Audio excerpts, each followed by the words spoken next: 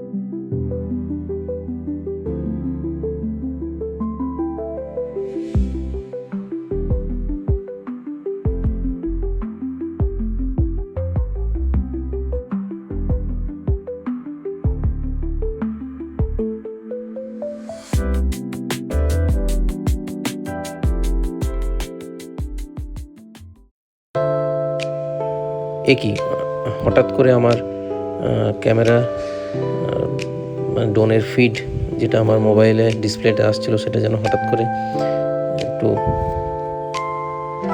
নড়ে গেল। বুঝলাম যে কোনো এক বাজ বা চিল হয়তো ডানা ঝাপটা দিয়েছে। বেশ নার্ভাসই লাগছে। যাই হোক, সতর্কতামূলক ব্যবস্থা হিসেবে আমরা ফিরে আসব, কারণ এখন ড্রোনটি যে জায়গায় আছে যান্ত্রিক ত্রুটি হলে সেখান থেকে ড্রোনটিকে আর কোনোভাবেই আমরা উদ্ধার করতে পারবো না।